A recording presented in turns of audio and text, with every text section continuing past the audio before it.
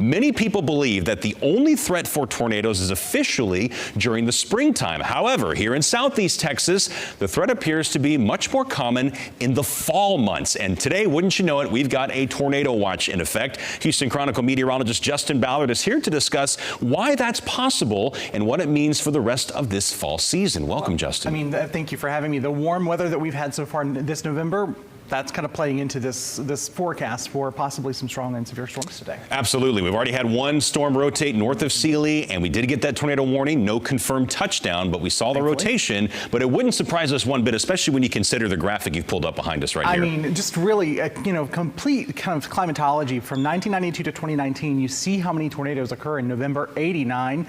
Really not even close to any other month. The closest month is October and May, of course. That more kind of typical springtime severe weather setup. So, interesting things happen here in Texas when it comes to weather, especially during the spring and fall. And so why is that? Folks at home are saying, I thought springtime was severe weather season. Why are we seeing that right now in the fall months? Well, it really has to do with the fact that, in the springtime, you have cold air coming in from the north. Still from the winter months, you have that warm, moist air meeting it. And we have, guess what? Those same conditions happening, especially during the late fall. So November in Houston, in southeast Texas, is the peak for kind of tornadoes, if you will, during the course of any given year. Now, if you look at Texas as a whole, the spring severe weather season is a little bit more intense. But for us here in the Houston area, it's really all about October and November. And we've got that warm body of water that sits to our south called the Gulf, and that is what leads to all that humid, unstable air that can come in sometimes just to I-10 and not farther north, but it's just enough to where it gets us every time. That little dividing line there, and it really does play a part. Tornado genesis is, or tornado That's a big formation. word. It's a big word, I know, for a Monday. So let's kind of go through some of the steps because it's not a necessarily easy process. Sure, yeah, let's break it down, Professor. So we've got strong upper level winds, we've got those winds at the surface, and this is kind of that difference in wind speed at the surface and the aloft is called wind shear, and you get that rotating column of air. Now, how does that rotating column of air get lifted into the vertical? Well, guess what? We've got those strong thunderstorm updrafts like we've got out there today, and you start to pull that column of air upwards towards the sky. You see that? And then eventually we get what's known as, that mesocyclone really get going here, and you see that wall cloud, that lowering of the thunderstorm cloud. And guess what?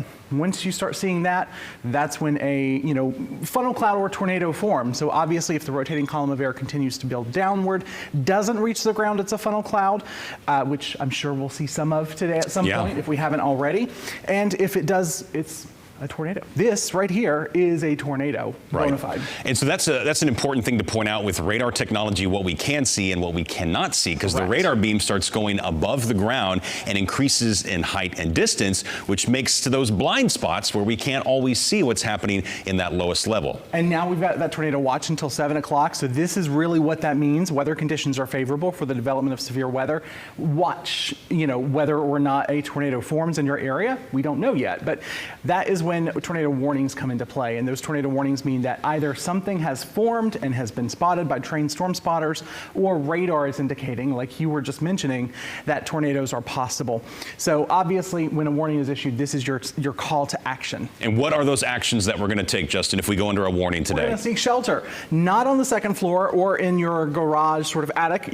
Of course, the most damage occurs on the top floor of those buildings. You want to kind of peel the top layer away and look at an interior closet, a bathroom, a basement if you have it, which is even better. For some of us, myself included, lives on a second floor of an apartment. You really want to make sure you're kind of putting as many walls between yourself and the outside as possible. If you're in a mobile home, you want to get out of the mobile home. Right, and if you're working in a high-rise downtown, you want to get away from those windows as we saw during the derecho. Lots of class. Justin, thank you so much for this timely weather segment.